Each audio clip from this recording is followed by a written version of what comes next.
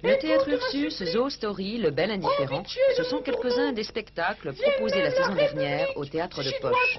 Ouverte en février 86, la petite salle a accueilli 5 spectacles en alternance et 1200 spectateurs. Les fondateurs, Laurent Decolle et Ghislaine Goubi, ont apporté 10 000 francs de fonds de roulement et la ville de Besançon, propriétaire du lieu, assumait le loyer et les charges. Sans autre subvention, le théâtre de Poche pouvait tout de même payer les troupes qu'il accueillait à 80% de la recette, sans frais annexes. Mais la ville a vendu ses bâtiments à l'office public d'HLM. Après discussion entre la mairie et les HLM, un sursis est accordé au théâtre de Poche jusqu'à la fin de l'année.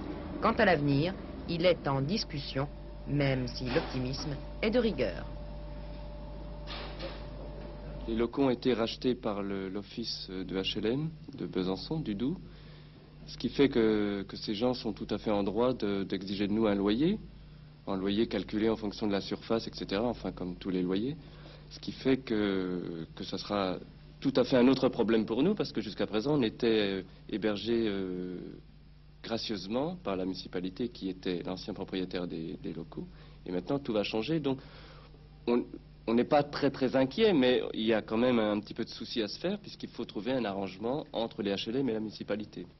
Je reste persuadée, et je crois que les premiers mois d'activité l'ont confirmé, que c'est effectivement un lieu qui est un lieu rare et utile pour cette ville, qu'il correspond à un besoin par rapport aux acteurs culturels, mais qu'il correspond aussi à une demande des spectateurs. Donc de toute façon, nous ferons en sorte que le théâtre de Poche puisse continuer à vivre dans les meilleures conditions possibles, étant précisé que, bien évidemment, tout cela dépendra aussi de la volonté des fondateurs eux-mêmes. Mais en ce qui nous concerne, nous ne ferons rien qui permette de mettre en danger l'activité du théâtre de Poche. La programmation du théâtre de Poche est donc maintenue pour le moment jusqu'à la fin de l'année. À partir du 20 septembre, vous pourrez voir une création de théâtre et de musique de Jean-Pierre Daudet. En octobre-novembre, un mélodrame de Ghislaine Goubi. En novembre-décembre, le One Man Show d'un comédien parisien, mais aussi des soirées performances et cabaret.